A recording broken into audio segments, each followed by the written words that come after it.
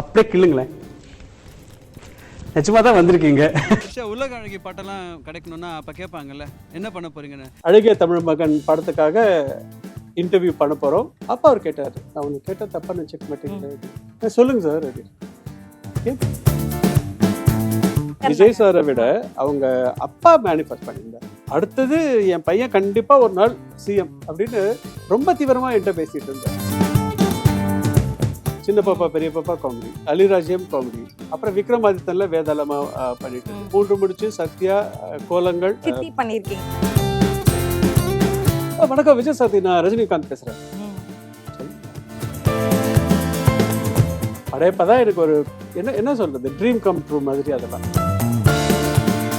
Cheran sir, ஏய் நாகார்ஜுன் அப்படின்னாரு. அப்போ என்ன அந்த மாதிரி சொல்லுவாங்க. இப்ப நிறைய பேர் சொல்ல மாட்டாங்க. உடனே கிண்டல் பண்ணாதீங்க. ரியல் லைனப்ஸ் வச்சிருக்கீங்க போல. ஒரு 1 இயர் கால் ஷீட் கரெக்டா இருக்கா உங்களுக்கு? ஊரு கண்ணு. என்னோட அட்டை ஓபன் பண்ணா அதுல அனாதை அப்படின்னு எழுதி வச்சிருந்தேன்.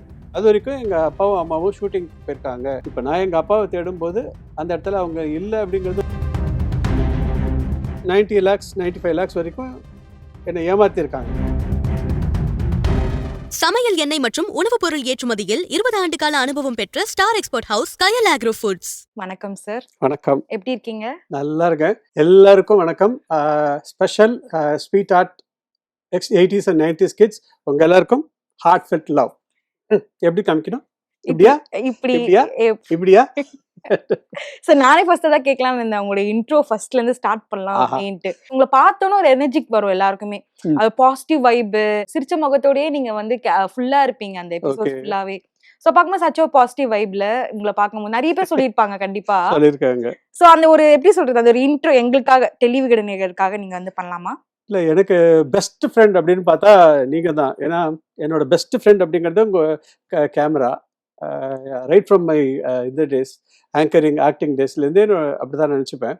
அதுக்கப்புறம் பின்னாடி இருக்க அவ்வளோ பேர். இன்னைக்கு பார்க்க போனோம்னா when I walk on the ரோட்ல குடுன்னு ஓடி வந்து திடீர்னு பேசி, இல்லை எங்கேயோ வெளியில் போனாலும் 80s சார், நான் 90s கிட் சார் அப்படின்னு சொல்லும்போது ஓகே, நமக்கு வந்து 90s கிட்ஸோட ஒரு ஸ்பெஷல் பந்தம் ஒன்று இருக்கு அப்படிங்கிறது தெரிஞ்சுது. And it also happen in Sri Lanka. அங்கேயும் நான் ஒர்க் பண்ணிட்டு இருந்த டைம்லையும் இதே தான் நடந்துட்டு இருந்தது. அப்போ சார் நாங்கள் 80s கிட், நாங்களும் உங்கள் ஃபேன் அப்படின்னு சொல்லுவாங்க. அது ஸ்பெஷல் பாண்டேஜ் மாதிரி இருக்கும். They give me the energy. Starting நீங்க எப்படி சார் இந்த மீடியா ஃபீல்ட் கூட வந்தீங்க? ஒரு ஆங்கரா வந்தீங்க ஃபர்ஸ்ட் ஆஃப் ஆல்? ஆக்சுவலாக நான் வந்து மார்க்கெட்டிங்கில் ஒர்க் பண்ணிட்டு இருந்தேம்மா. ஒர்க் பண்ணிட்டு இருக்கும்போது திடீர்னு நான் ஒரு ஸ்கூல் டைம்லலாம் இன்ட்ரோவர்ட், பயங்கர இன்ட்ரோவர்ட். அப்புறம் காலேஜ் டைம்லலாம் கொஞ்சம் ஆர்ட் அடிக்க ஆரம்பித்தேன். அப்புறம் நல்லா பேச ஆரம்பித்தேன். எம்எஸ்சி பண்ணும்போது லோடன்னு பேசிகிட்டு இருப்பேன். அதெல்லாம் பார்த்தா என் ஃப்ரெண்ட்ஸ் எல்லாமே சொல்லுவாங்க. கல்ச்சரல்ஸுக்கெலாம் போவோம், அது மாதிரிலாம் நடக்கும். இட்ஸ் ஸோ ஹேப்பன் தட் அதுக்கப்புறம் மார்க்கெட்டிங்கில் ஒர்க் பண்ணிட்டு இருக்கும்போது என் ஒய்ஃப் சொன்னாங்க, நீங்கள் காலேஜில் அப்படிலாம் இருந்தபோது ஒய் டோன்ட் யூ ட்ரை அப்படின்னு. அந்த நேரம் பார்த்து ஒரு சேனலுக்கு கால் ஃபார் பண்ணியிருந்தாங்க. எந்த சேனல்னே தெரியாது. 95ல் நான் அப்ளை பண்ணேன், போனேன். இதே மாதிரி தான் கேமரா முன்னாடி பேசுங்க அப்படின்னாங்க. பேசினேன். I was feeling so comfortable. எனக்கே தெரியாது. That was my first exposure to camera. அவ்வளோ ஈஸியாக பேசிட்டு எல்லாம் ஃப்ரெண்ட்லியாக முடிஞ்சதுக்கப்புறம் நான் செலக்ட் ஆகிட்டேன். ஜேஜே டிவி அப்படின்னு ஆரம்பிச்சது ஃபஸ்ட்டு. அப்போது அதில் வந்து நான் ஆங்கர், அப்புறமா இதாகவும் இருந்தேன், ஷோ ப்ரொடியூசராகவும் ஒர்க் பண்ணிட்டு இருந்தேன். ஸோ அங்கேருந்து தான் ஆரம்பிச்சது. அதுக்கப்புறம் ஒரு 1 இயர் எலெக்ஷன் முடிஞ்ச உடனே ஜேஜே டிவியும் மூட வேண்டிய ஒரு சூழல், அரசியல் சூழ்நிலைகளால் என்ன பண்ண போகிறோம் அப்படிங்கிறது தெரியாது. அதுக்கு முன்னாடி வரைக்கும் நான் ஒரு கம்ஃபர்டபுள் ஜாப்ல ஒர்க் பண்ணிட்டு இருந்தேன். என்ன பண்ண போகிறோம் அப்படிங்கிற ஒரு கேள்வி வரும்போது, சரி எல்லாரும் பண்ண மாதிரி நம்மளும் எல்லாருக்கும், அப்பா வந்து தெரியாதவங்களுக்கு சொல்கிறேன், நான் மறைந்த நடிகர் சசிகுமார் அவருடைய மகன், எல்லாருக்கிட்டையும் நான் சொல்லிட்டு இருக்கேன் இதை. அப்பா வந்து நிறைய படங்கள் பண்ணியிருக்காங்க. இன்னைக்கு நான் இப்போ இதில் வந்திருக்கேன்னா நானே போய் சொன்னா தானே தெரியும், யாருக்குமே தெரிய போகிறதில்ல. அன்னைக்கு வந்து ஃபோன் பண்ணணும். அப்படிதான் சோஷியல் மீடியா மாதிரி போயிட்டு ஏ டூட் ஐம் ஹியர் அப்படின்னு சொல்ல, அதெல்லாம் ஒன்றும் முடியாது. அப்போ ஃபோட்டோ எடுத்துட்டு எல்லா கம்பெனிக்கும் போனேன். அப்படி தான் நான் விடாத கருப்பில் கமிட் ஆனேன். ஃபர்ஸ்ட் வர்மதேசம், விடாத கருப்பு கமிட் ஆகிட்டு அதே டைமில் ஒரு கொஞ்ச நேரத்தில் தேசிய கீதம் படம் சேரன் சாரோட மூவிக்கும் கமிட் ஆனேன். விடாத கருப்பு பண்ணிட்டு இருக்கும்போது தான் தேவ்தர்ஷினி டோல் மீ, இங்கே ஒரு ஓப்பனிங் ஒன்று இருக்குது சன்னில், ஒய் டோன்ட் யூ ட்ரை அப்படின்னு. ஸோ சன்னுக்கு ஆடிஷன் மாதிரி போயிட்டு கேமரா முன்னாடி பேச சொன்னாங்க. என் ஃப்ரெண்ட் அங்கே கேமரா இருந்தார். அப்போதுலேருந்து ஒரு ஃப்ரெண்ட் கேமரா பின்னாடி இருந்த மாரிஜி வந்து அன்னிலேருந்து இன்னைக்கு வரைக்கும் எனக்கு ரொம்ப க்ளோஸ் ஃப்ரெண்ட். அவர் என்னோட வெல்பிஷர் அப்படின்னு சொல்வேன். அவர் கேமராமேனாக இருந்தவர். அப்போ பேசிட்டு வாங்க என் கையை பிடிச்சிட்டு அப்படியே வாங்க ஊருக்கு போகலாம் அப்படின்னு சொல்லிட்டு நான் பாட்டு கேமரா விட்டு வெளியே போயிட்டு நல்லா இருந்தது அப்படின்னு சொல்லி பார்த்தா எம்டி தான் பார்த்து ஓகே பண்ணணும். அவரு ஓகே பண்ணிட்டார். ஓகே பண்ணதுக்கப்புறம் அங்கேருந்து அப்படியே ஆரம்பிச்சிச்சு. சீரியல்ஸ், மூவிஸ், இன்டர்வியூஸ், அப்புறம் ஒரு ஸ்பெஷல் இன்டர்வியூஸ். இருங்க நான் உங்களை கேள்வி கேட்க கூடாம நானே பேசிட்டு இருக்கேன், கேளுங்க. Okay sir. அதுக்கப்புறம் நீங்க இந்த சினிமா ஃபீல்டுக்குள்ள வந்து எப்படி வந்தீங்க? ஏன்னா படையப்பா அப்படி நிறைய ஸ்டார்ஸ் கூட நீங்க வந்து ஒர்க் பண்ணிருக்கீங்கல்ல. சினிமா பயணம் எப்படி வந்தது உங்களுக்கு? சினிமா பயணம் தேசிய கீதம் பண்ணதுதான். தேசிய கீதம் பண்ணும்போது நிறைய ஹேர் இருக்கும். என்னோட பழைய இதெல்லாம் பாத்தீங்க அப்படின்னாலே ஃபங்க் வச்சிருப்பீங்கல்ல? லாங் ஹேர்ஸ் ஆமா, வச்சிருப்பேன். funk வச்சு- ஃபுல்லா ஆ. நெத்தி வரைக்கும் இது இருக்கும். அப்படிதான் இருக்கும். எனக்கே தெரியாது. போயிட்டு வரும்போது சேரன் சார், "ஏய் நாகார்ஜுன்" அப்படின்னாரு. ம். அப்போ என்ன அந்த மாதிரி சொல்லுவாங்க. ஓகே. இப்ப நிறைய பேர் சொல்ல மாட்டாங்க. உடனே கிண்டல் பண்ணாதீங்க. முடி கொட்டிடுச்சு. அப்ப சொல்லுவாங்க. இப்பயும் ரீசெண்டா இது மாதிரி சொல்றது உண்டுன்னு வச்சுக்கோங்களேன். ஃபேஸ் மட்டும் பார்த்தா நம்ம நம்மள நாம எப்படி பார்க்குறோம் அப்படின்னு இருக்கு ஆக்டர்ஸ்க்கு. ஸோ எந்த எக்ஸ்பிரஷன்ல நம்ம அந்த மாதிரி தெரியுறோம், எப்படி எதனால அப்படி தெரியுறோம் அப்படின்னு ஒன்று இருக்கு. அதுக்கப்புறம் நான் அந்த தேசிய கீதம் படம் முடிச்ச உடனே அவரே தான் எனக்கு கால் பண்ணி, இந்த மாதிரி நீங்க ராகவேந்திர மண்டபம் போங்க, அங்க போயிட்டு கல்யாண மண்டபம் அங்க போய் என்னோட டைரக்டர் இருக்காரு கே.எஸ். ரவிக்குமார் சார், அவர் டைரக்டர் இருக்காரு, நீங்க மீட் பண்ணுங்க அப்படின்னாரு. அப்படிதான் I got into Padayappa. Okay. அது படையப்பா தான் எனக்கு ஒரு என்ன என்ன சொல்றது, ட்ரீம் கம் ட்ரூ மாதிரி. அதெல்லாம் இப்போ எவ்வளவு இயர்ஸ் போனாலும் அந்த படத்தை ரீ ரிலீஸ் போது அவ்வளவு கொண்டாட்டமா இருந்தது எனக்கு. அத கேட்கலாம். அந்த ரீ ரிலீஸ் வரும்போது அவ்வளோ எப்படி சார் உங்களுக்கு செலிப்ரேட் பண்ணாங்க அந்த தியேட்டர்லயா இருக்கட்டும். அத நீங்க போய் பாத்தீங்களா தியேட்டர்ல அந்த படத்தை? தியேட்டர்ல போய் ஃபர்ஸ்ட் எப்படி இருந்துச்சு உங்களுக்கு? பார்த்தேன். சந்தோஷமா இருந்தது. ஆ. அதுவும் எப்படின்னா தாத்தா பார்த்த விசில் அடிச்சாரு, அப்பா பார்த்து இது பண்ணாரு, உங்க பேரனும் பாப்பா அப்படி. அது அவருக்கு இது பொருத்தமான ஒரு விஷயம். இத்தனை இது தாண்டி வரும்போது இல்லைங்க, அவரு ஆஸ் அன் ஆக்டர் அவரு எப்படி இருக்காரு அப்படின்னு பார்க்கணும். நான் பேசும்போது அடிக்கடி சொல்வேன். அவரு சொல்வாரு, நமக்கெல்லாம் வந்து சொல்லுவேன், ஏ விட்றா வண்டிய, விட்றா இத அப்படின்னு சொல்லும்போது இது மாதிரி தான் நம்ம பேசி வந்துட்டோம். அங்க போனா அவர் வேற மாதிரி இருக்கு அப்படின்லாம் சொல்லி ஒண்ணுமே தெரியாத மாதிரி அடக்கமா பேசிப்பாரு.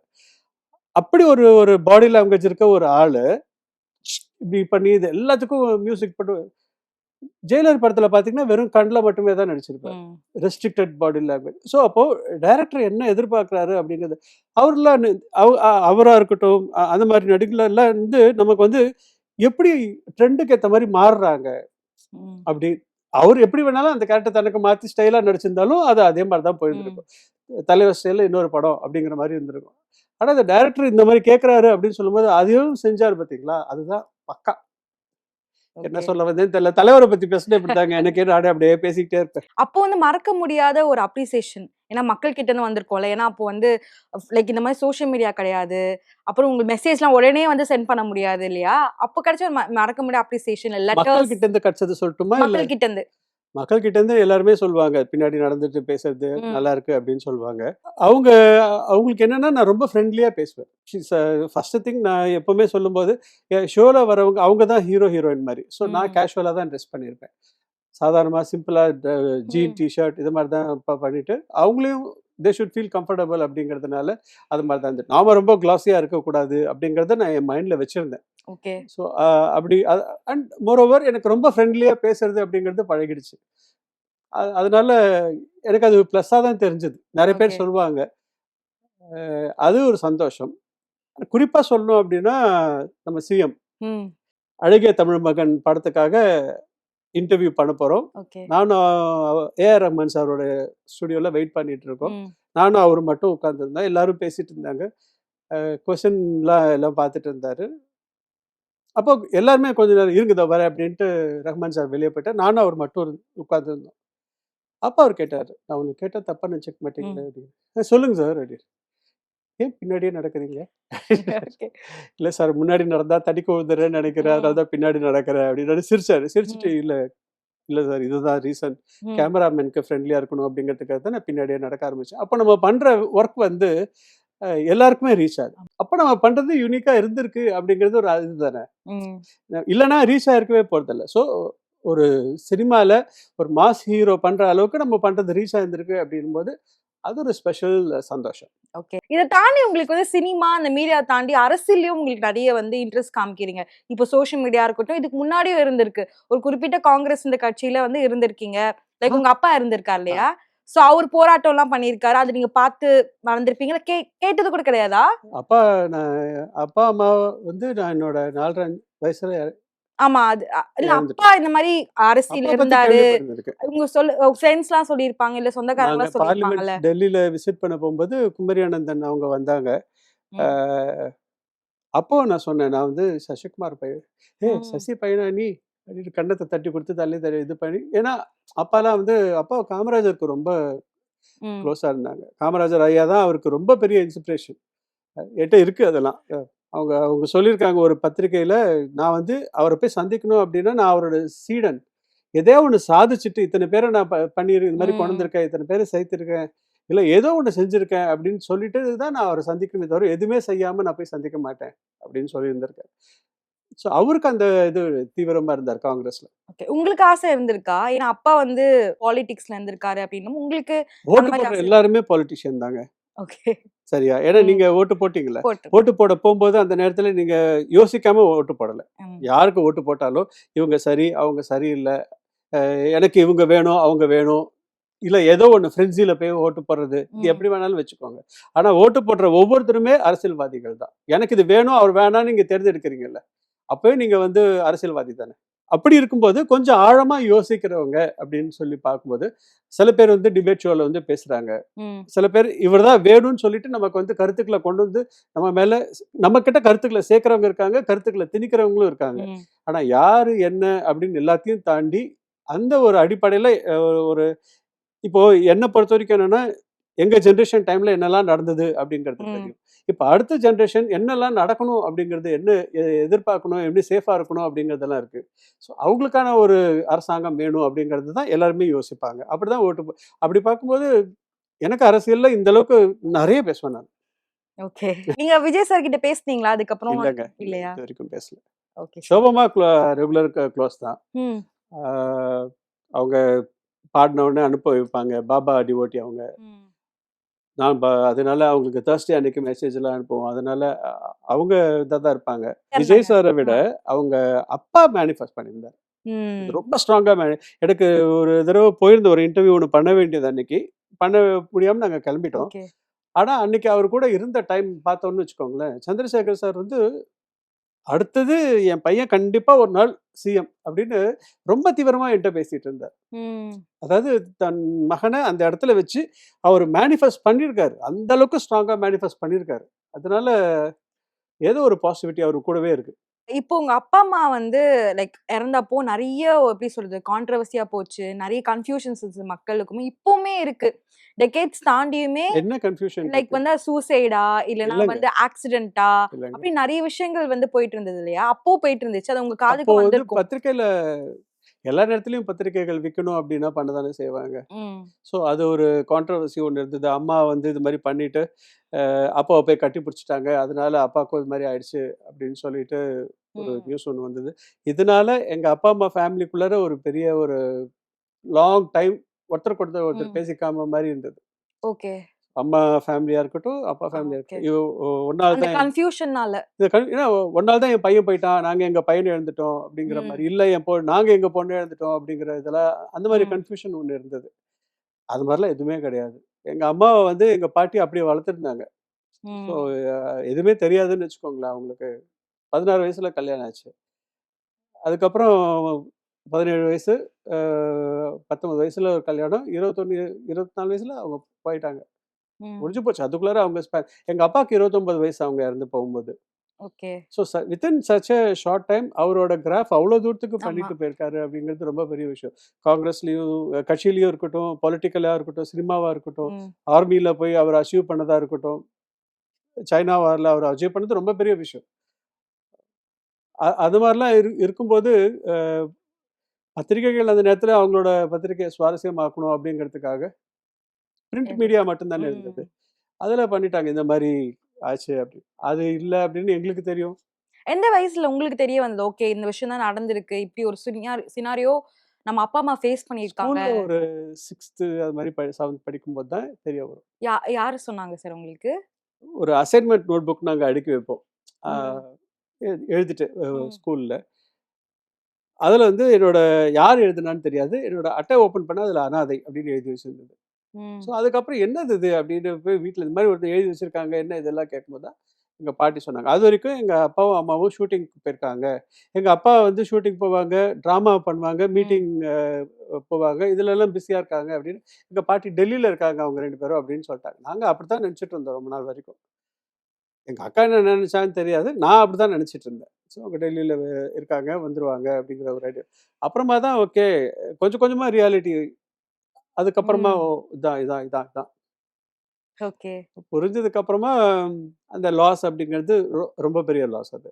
ஓகே. See, நான் இன்னைக்கு அப்பாவா இருக்கும்போது எனக்கு அது தெரியுது. எந்தெந்த இடத்துலலாம் நம்ம வந்து தப்பு பண்றோம், எந்தெந்த இடத்துலலாம் நம்ம வந்து அஹ், இவ்- தப்பு இந்த சென்ஸ் பையன் என்னை தேடும்போது அந்த இடத்துல நான் இருக்கேனா அப்படிங்கிறது இருக்குல்ல. இப்போ நான் எங்க அப்பாவை தேடும்போது அந்த இடத்துல அவங்க இல்லை அப்படிங்கிறது ஒரு பெரிய ஒரு வேக்கம் தானே. அது ஒரு அந்த வெற்றிடம் வந்து யாராலையும் நிரப்ப முடியும். உங்க லைஃப்ல ஃபினான்ஷியல் ஸ்ட்ரகிள்ஸ்லாம் இருந்திருக்கா? இருந்திருக்கு, நிறைய இருந்திருக்கு. ரொம்ப நான் வந்து என்னோட கஷ்டப்பட்டது அந்த மாதிரி முடிச்சுட்டு நான் என்னோட ஃபர்ஸ்ட் சேலரி வந்து பாத்தீங்கன்னா 13,000 ப்ளஸ் அப்போவே? 90ஸ்ல. ஆமா அப்படியா சார்? ஆமா 13,000 ஆமா. ஓகே. ஸோ அவ்வளோ பெரிய ஒரு எம்என்சியில் தான் ஒர்க் பண்ணிட்டு இருந்தேன். அதுலேருந்து ம். வேண்டாம் அப்படின்னு சொல்லிட்டு அந்த காசு வேணாம் சொல்லிட்டு வந்துட்டீங்களா? ஆமா மீடியாவுக்குள்ளார வந்தேன். ஓகே. மீடியாவில் வரும்போது எனக்கு வந்து ஒரு எபிசோடுக்கு நீங்கள் கேட்ட பாடலுக்கு ஆரம்பத்தில் 750 ருபீஸ் ம். ஓகே. 4 வரும். அது 4 மாசத்துல 4 எபிசோட் அப்படின்னா அது கணக்கு போட்டிங்கன்னா ஓகே ம். 3000 ரூபா வந்துச்சு. சரி மிச்சத்தை எல்லாம் என்ன பண்ண போறோம் அப்படின்லாம் சொல்லிட்டு இது மாதிரி இப்படி சின்ன சின்னதாக ஓட ஆரம்பிச்சது தான். கணக்கு பண்ணி அப்படியே ஓடி இது இருக்கும். எப்போ பெருசா வலி அப்படின்னு பார்த்தீங்கன்னா ஏமாறும் போது. இப்போ இது வரைக்கும் பார்த்தீங்கன்னா நான் ஒரு ஆல்மோஸ்ட் 90 lakhs 95 lakhs வரைக்கும் என்னை ஏமாத்திருக்காங்க. சோ ஃபினான்ஷியல் ஸ்ட்ரகிள்ஸ் பத்தி பேசிட்டீங்க. ஆனா வந்து எப்படி சொல்றது? ஒரு ஃபேமிலி லீட் பண்றதுக்கு அப்போ நீங்க வந்து மேரேஜ் ஆயிட்டுக்கு அப்புறம் தான் மீடியாக்குள்ள வரீங்க அப்படின்றபோது நீங்க சொல்லியிருந்தீங்க 3000 rupees தான் லைக் வருது அப்போ அது மந்த்லி. ஓகேவா எப்படி இருந்தது. மேனேஜ் பண்ணிக்கிட்டீங்க? அது தாண்டி நான் சீரியல்ஸ் பண்ணிட்டு இருந்தேன். ஓகே. சீரியல்ஸ் எல்லாம் பண்ணும்போது அஹ், அப்போ அது பேமெண்ட் அப்படிங்கிறது எப்படி இருக்கும்? என்ன எனக்கு விடாத கற்புக்கு என்ன பேமெண்ட் கொடுத்தாங்க per day? 350 rupees per day. ம். விடாத கற்பு வர்மதேசம் பண்ணும்போது. ஆனா 10 நாள் போனோம், 12 நாள் போறோம் ம். அப்படின்னா 12 நாளுக்கு பேமெண்ட் கொடுப்பாங்க. ஏன்னா அவுட்டோர்ல இருக்கு. ம். அதுல நம்ம ஒர்க் பண்ற நாட்கள் குறைவா இருக்கலாம். பட் வந்தது. ம். ஸோ இது மாதிரி கொஞ்சம் கொஞ்சம் ஓகே. அப்படிதான் ஆரம்பிச்சதுங்க. ஃப்ரீலான்ஸா நிறைய இடத்துல ஆக்டரா இருந்திருக்கீங்க, ஆமா ஆக்டரா ஆமா இருந்திருக்கீங்கனால கொஞ்சம் அப்படிதான் மேனேஜ் இப்படிதான் பண்ண முடிஞ்சது. ஆரம்பிச்சது. அதுக்கப்புறம் என்னாச்சு ஒரு காலகட்டங்கள்ல நான் சன் டிவில இருக்கிறதுனால கேபிள் டெலிவிஷன்ஸுக்குலாம் போவேன் இல்லையா? ம். அங்க போகும்போது எனக்கு நிறைய பேமெண்ட் வர ஆரம்பிச்சது. ம். ஸோ நான் ஒரு லைவ் போறேன் அப்படின்னா நான் அப் டு 20லாம் வாங்க ஆரம்பிச்சேன். ம். ஓகே. ஸோ கொஞ்சம் டியூரிங் த 2000s அப்படின்னு ம். சொல்லும்போது. ஸோ அந்த அளவுக்கு அது வந்து இல்லை நம்ம growth-ஓட இதுதான் இருக்கு. நம்ம எப்படி நம்மளை ப்ரொஜெக்ட் பண்ணிக்கிறோம், நம்ம தேவையா அப்படிங்கிறது ஒன்று இருக்கு. அதை தாண்டி மீடியாவை பொறுத்த வரைக்கும் மக்கள் நம்மளை ரசிக்கிறாங்களா அப்படின்னு இருக்கு. சரி இப்போ நம்ம வந்து லைவ் பண்றோம் அப்படின்னாலும் இப்போதான் இன்னைக்கு எல்லா சேனலுமே லைவ் பண்ண ஆரம்பிச்சாங்க. நான் ம். அது ஒரு ஒரு மேடையில கூட சொல்லியிருந்தேன். பெப்சிமாக்கு ஒரு டெலிவிஷன் ஐக்கான் அவார்ட் கொடுக்கும்போது நான் ம். சொல்லியிருந்தேன். அவங்க ½ அன் ஹவர் பண்ண ஒரு ஷோ தான் இன்னைக்கு மியூசிக் சேனலா இத்தனை சேனல்ஸ் போயிட்டு இருக்கு ம். இல்லைங்களா? வெறும் ஃபோன் பண்ணி பாட்டு கேட்டு ஒரு ½ அன் ஹவர் வாரத்துல ஒரு அரை மணி நேரம் பண்ணது. இன்னைக்கு தினமும் அதே ஷோ அப்படின்னு போயிட்டு இருக்கு. ஸோ அந்த அளவுக்கு மாற்றங்கள் நிறைய வந்துட்டு இருக்கும்போது இப்போ நாங்கள் எல்லாம் இப்போ நான் வந்து சீரியல்லாம் அப்போ டெய்லி சீரியல்ஸ் நிறைய நடிச்சிட்டு இருந்தேன். சித்தி இருக்கட்டும், ம். கோலங்கள் இருக்கட்டும், இது எல்லாமே பண்ணிட்டு இருந்தேன் டைம். அப்போ என்னன்னா எங்களெல்லாம் பார்க்கும்போது நடிகர்கள்னா அடுத்தது என்ன நடக்கும் அப்படின்னு கேட்கணும்னு ஒரு ஆர்வம் இருக்கும். சத்யான்னு ஒரு சீரியல் நான் பண்ணேன். திருமண கோலங்கள் கடிதம். அப்புறம் வந்து கோலங்கள் சித்தி பண்ணியிருக்கீங்க. அலிராஜம்னு ஒன்று பண்ணேன் ம். ஆச்சிமா கூட. ம். எனக்கு அதில் என்ன ஒரு சந்தோஷம் அப்படின்னா மனோரமா ஆச்சி கூட இன்று வந்த இன்பமா இயக்கம் அந்த பாட்டு கேட்டிருக்கீங்களா? ம். ஓகே கிட் சார் ஓகே காசிதான் கடலடான்னு ஒரு படம். கேட்டு காசி தான் கடவுள். பழைய படம் ம். இப்போ வந்தது இல்லை, ம். அதோட ரீமேக் தான் இப்போ வந்தது. ம். அந்த சாங் எங்க அப்பாவுக்கு தான். ஓகே. அவங்க வந்து ஆச்சிமாக்கு தம்பியா வருவாங்க ம். மனோரமா ஆச்சிக்கு. எனக்கு இந்த படம் நடிக்கும்போது இந்த அலிராஜ்யம் நடிக்கும்போது ம். இவங்க எனக்கு அத்தை. ம். அஹ், அப்போ அவங்க கிட்ட நிறைய அப்பா பத்தி பேசுது, ம். அந்த காலத்தை பத்தி பேசுது, அதெல்லாம் பண்ணும்போதெல்லாம் ஆட்டோமேட்டிக்கா அது நிறைய சொல்லுவாங்க. அப்படி அது அது சந்தோஷமான ஒரு விஷயமா இருக்கும் அது. ம். அவங்க கூட நடிச்சது அப்படிங்கிறது. அதுல எனக்கு 2 கல்யாணம் பண்ணி வச்சிருவாங்க ஒரே இதுல. அநியாயம் பண்ணுவாங்க. Full length comedy. ஒரு ஆ. சீசன்ல பாத்தீங்கன்னா நான் நம்ம நேரம்னு ஒரு ஷோ ஒன்று பண்ணிட்டு இருந்தேன். ம். அது வந்து அப்போ அப்போ blue matte paste, green matte கிடையாது, ப்ளூ மேட் பேஸ்ட் அது. ஸோ அதில் வந்து மல்டி லேயர்லாம் இருக்கும். சமயத்தில் 5 விஜயசாரதிலாம் கூட வந்து பேசுகிற மாதிரிலாம் இருக்கும். நானும் இன்னொரு ஆங்கர்ஸ் சௌமியா தான் ஆரம்பத்தில் ரெகுலராக பண்ணிட்டு இருந்தாங்க. அப்புறம் மோனிகா பண்ணிட்டு இருந்தாங்க, ரேவதி, அப்புறம் சுப்ரியா, எல்லாருமே அவங்க மாறிட்டே இருந்தாங்க. நான் அது ஒரு ஒரு 256 280 எபிசோட்ஸோ என்னமோ பண்ணியிருந்தேன். 280 எபிசோட்ஸ்னா 280 வீக்ஸ், 5.5 வருஷத்துக்கு தொடர்ச்சியாக அது போயிட்டு இருந்தது. அது காமெடி பேஸ் தான். ஸோ அப்போ நான் நிறைய காமெடி சீரியல்ஸ் பண்ணேன். சின்ன பாப்பா பெரிய பாப்பா காமெடி, இது அலிராஜ்யம் காமெடி, அப்புறம் விக்ரமாதித்தன்ல வேதாளமா பண்ணிட்டு இருந்தேன். விகடந்து மட்டுமே பார்த்தீங்கன்னா 3 முடிச்சு, சத்யா, கோலங்கள், அலிராஜ்யம் இதெல்லாமே பண்ணியிருக்கேன். ஸோ விகடனில் அப்போ ஆல்மோஸ்ட் அவங்களோட எல்லா ப்ராஜெக்ட்லையும் நான் இருந்திருப்பேன். ஸ்ரீனிவாசன் சாருக்கும் ராதா மேம்க்கும் ஸ்பெஷல் தேங்க்ஸ். சரி, என்ன விஷயம் நீங்க வந்து ரஜினி சாரோட ஃபேனுன்னு சொல்லிட்டு செம்மையா தெரியுது. ஒரு விஷயம் செம்மையா இன்ஸ்பயர் ஆனது, அவன் நம்ம லைஃப்லயும் வந்து நம்ம வந்து அதை பண்ணிக்கணும் அப்படின்னு சொல்றது ஏதாவது விஷயம்? ஃபர்ஸ்ட் ஒரு மெமரிங்க, மறக்காம இருக்கிற அந்த மெமரி. செகண்ட் வந்து 12 வரும்போது நான் சன்ல இருக்கேன். என்ன சூரிய வணக்கம் நான் தான் ரீவேம் பண்ணி, டோட்டலாக வணக்கம் தமிழகம்னு இருந்தது ரீவேம் பண்ணி ஃபர்ஸ்ட் கோவில்லாம் கொண்டு வந்தது அந்த டைம்ல அதான் பண்ணியிருந்தேன். ஆலய வழிபாடுலாம் பண்ணுது. 12 வந்து செலிப்ரேட் பண்ணணும்னு இவரோட பைட்ஸ் வேணும்னு சொல்லிட்டு நான் லதம்மா கிட்ட கேட்டிருந்தேன். இன்னும் 2-3 சோர்சஸ் மூலமாக கேட்டிருந்தேன். சுதாகர் சார் எனக்கு அவர் கூட நடிச்சிருக்கேன். சுதாகர் சார் கூட, அவர் கூட இருக்க டீம்ல வந்து நடராஜன் சார் கூட நடிச்சிருக்கேன். டைரக்டர் நடராஜன் அவர் கூட நடிச்சிருக்கேன். சுதாகர் சார் கூட நடிச்சிருக்கேன். விட்டல் சார் கூட நடிச்சிருக்கேன். அதுக்கப்புறம் ராஜமதன் சார் கூட நடிச்சேன் சீரியல்ஸ் எல்லாம். அதனால எல்லாருமே ஒரு இதாக தான் இருப்பாங்கன்னு வச்சுக்கோங்களேன். கேட்ட உடனே திடீர்னு அவரோட இது சுபையா சார் கால் பண்ணிட்டாங்க. கால் பண்ணி, சார் ரஜினி சார் ஆஃபீஸ்லேருந்து பேசுகிறேன் சார், ஒரு நிமிஷம் சார் பேசணும். வணக்கம் விஜய் சார், நான் ரஜினிகாந்த் பேசுகிறேன். சொல்லுமா, அவ்வளோ பெரிய ஆளு, என்னமோ என்ன கேட்டீங்க அப்படின்னு சொல்லிட்டு போகலாம்ல. அவ்வளோ பெரிய மனிதர் தான் பேரை சொல்லிட்டு அறிமுகப்படுத்திட்டு பேசுறாரு அப்படின்னா அந்த பாயிண்ட்டை நான் கற்றுக்கிட்டேன். இப்போ நான் வந்து பெரிய ஆள்லாம் கிடையாது. அவருலாம் எங்கேயோ இருக்க சூப்பர் ஹியூமன் அவர். நான் ஆனால் யார் ஃபோன் பண்ணி, சார் நான் வணக்கம், நான் விஜய் சாரதி பேசுகிறேங்க அப்படின்னு சொல்லிட்டு தான் நான் பேச ஆரம்பிக்கிறேன். அந்த ஒரு விஷயம் நான் அவர்கிட்ட கற்றுக்கிட்டேன். இன்னொன்று வந்து அவரை சிம்பிள் அப்படின்னு சொல்லும்போது இல்லை, எல்லாருமே சொல்லுவாங்க, அவரே சொல்லாரு, நான் என்னங்க ஃபாரின் காரில் வேற இதில் போகிறேன், நான் என்ன சிம்பிள் அப்படி, இதெல்லாம் இருந்து தாட்ஸ் சிம்பிளாக இருக்குது பார்த்தீங்களா, அதுதான் ஒருத்தர் நிஜமாவே சிம்பிளாக இருக்காங்களா இல்லையா அப்படிங்கிறது. அந்த வகையில் அவர் சூப்பர். இப்போ நீங்கள் என்ன பண்ணிட்டு இருக்கீங்க சார்? இப்போ என்னன்னா 2 பேர் சேனல் ஆரம்பிக்கணும்னு சொல்லி ஃபுல்லாக பேசினாங்க. அதுக்கு டோட்டல் ப்ளூ பிரிண்ட் எல்லாமே போட்டாச்சு. அந்த டிஸ்கஷன் ஓடிட்டு இருக்கு. அண்ட் 2 ப்ராஜெக்ட் இப்போ கமிட் ஆயிருக்கேன். நடுவில் ஓஹோ இதன் பேபின்னு ஒரு மூவி ஒன்று பண்ணேன். விஷ்ணு விஷாலோட இருக்கார் இல்லையா, விஷ்ணு விஷாலோட பிரதர் ருத்ரா, அவருக்கு அப்பாவா நடித்தேன். நானும் கஸ்தூரி அவங்களும் பேரா பண்ணியிருந்தோம்.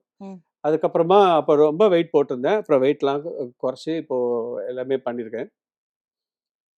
சிட்ரூ டேஸ் அப்படின்னு சொல்லிட்டு ஒய்நாட் ஸ்டுடியோஸ்க்கு ஒரு வெப் சீரிஸ் ஒன்று முடிஞ்சிருக்கு. இதுக்கு டப்பிங்லாம் எதுவும் நடக்கலை. அது டப்பிங் நடக்கும்போது அதுவும் ஆரம்பிக்கும். நடுவில் தூர்தர்ஷனுக்கு ஒரு சக்தி ஐபிஎஸ் அப்படின்னு ஒரு சீரியல் ஒன்று பண்ணேன். இவங்களுது சுரேஷ் கிருஷ்ணா சாரோட ப்ராஜெக்ட் ஒன்று. அப்போ போகும்போது தான் இப்போது நியூ ஜென் கூடலாம் நடிக்கும்போது தெரிஞ்சது, ஓகே நம்ம இருந்த ஜென் வேற, இப்போ இருக்க ஜென் வேற அப்படிங்கிறது புரிஞ்சுக்கிற ஒரு டைமாக இருந்தது. இப்போ அடுத்து 2 ப்ராஜெக்ட் கமிட் ஆயிருக்கேன். ஓ சூப்பர், நிறைய லைன் அப்ஸ் வச்சிருக்கீங்க போல. ஒரு 1 இயர் கால் ஷீட் கரெக்டா இருக்கா உங்களுக்கு? ஊரு கண்ணு சார் ஹாப்பியா சொல்றேன் சார். நான் ஈவில் இல்ல கிடையாது, ரொம்ப ஹாப்பியா இருக்கு. இல்ல இது சீரியல்ஸ்ல என்னைக்கு இப்போ நம்ம கேரக்டர் வருதுன்னு வச்சுக்கோங்களேன், ஓகே போயிட்டே இருக்கும். என்னைக்கு அது வரும் கரெக்ட் தெரியாது. கண்டிப்பா சார். இப்போ ஒன்று வந்து ஒரு 100 எபிசோட் ப்ராஜெக்ட் ஒன்று பேசிட்டு இருக்காங்க. அது almost confirm. Super, thanks to Vikatan. ஓகேவா, அது இன்னொன்று வந்து டெலி சீரியல் ஒன்று பேசிட்டு இருக்காங்க, அதுவும் போயிட்டு இருக்கு. மூவிஸ் 2-3 டிஸ்கஷன்ல தான் இருக்கு. அது என்னன்னு பார்ப்போம்.